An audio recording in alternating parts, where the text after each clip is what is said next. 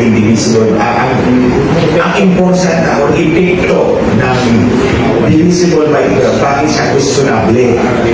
It's because the maximum number of votes that you are allowed to vote is 12.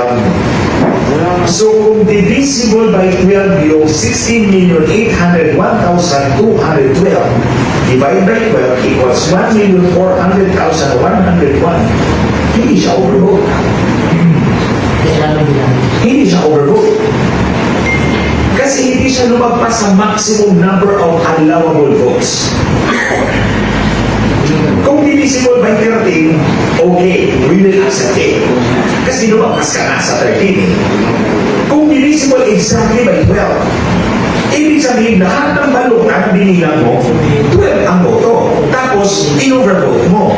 Ang epekto nun, nabawasan ng boto yung mga kandidato na binoto dyan sa 16,801,212. To that extent, hindi na bilang ang boto nila kasi na-overvote. When you say overvote, you voted more than 12. Therefore, nobody gets a vote. Wala magbibigyan ng boto. Kahit pa, for example, ito balota, 13 ang shade. Hindi alam ng makina alin ang 13th shade dyan. Kaya in-overvote niya lahat. When you say overvote, wala bibigyan ng boto sa 13 na yun. So, ang question is, maximum ang 12, divisible by 12, hindi dapat ito overvote. At kung in-overvote ito ng makina, to that extent, boto ko ng mga senatorial candidates na hindi nabilang. That's the effect. Ano po yung epekto? So, wala po siyang epekto dun sa ibang kandidato down to senators. Yes. Wala itong epekto doon sa member, House of Representatives. Ito doon ako, divisible also. Wala itong, mag-iba kasi ito sir. Ito, Senator Philippines. Ito lang ang pinag-usapan natin. Wala nang ibang paraan. Kundi buksan natin ang balota, bilangan natin man-man. That's the only solution to answer this question. Kaya pinapa-explain natin ang comment. Otherwise, kung hindi ko pa-explain ito, magbukas tayo ng balota. Bilangin uli natin yung 16 million. Bilangin natin, buksan natin lahat ng presinto.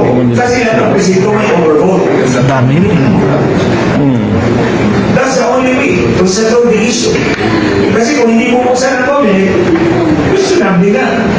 Saan ka makakakita ng overvote na uniformly divisible by 12 in all places across the country and the final tally? Innocently, pag tinignan mo, parang, yan, 180 divided by 12, 15. So, sir, yung discovery ninyo ay pwedeng gamitin yan nung ibang mga kandidato sa pagkasenador na basihan para sila ay magprotesta? Sir, the normal procedure for defeated candidates is to file an election protest.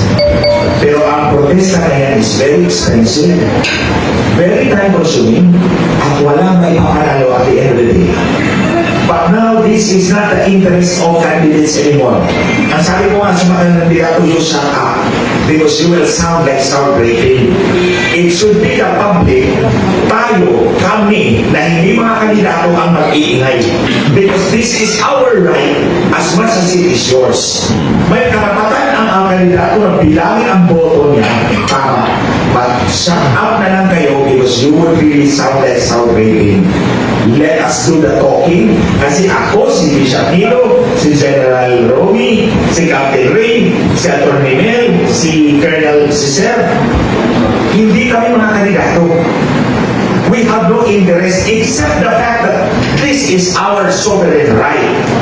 This is our right of suffrage that must be counted correctly at all times. So given that discovery of figure, sir, anong plano ninyo? Kasi kayo ang unang nakakita at ngayon lang namin narinig ko yan. Oh, yes, sir. That's why I invited you because we look at media as our indispensable partner in disseminating information. You are, in a way, the effective channels of communication. Ako, dinormor na ako. 3 months months before the elections, they suspended me. Ibabalik daw ako 3 months after the elections to make sure I cannot speak. And that's why, naghanap na lang ako, buti na nahulog ako dito sa United People's Initiative. Mabait ang Diyos.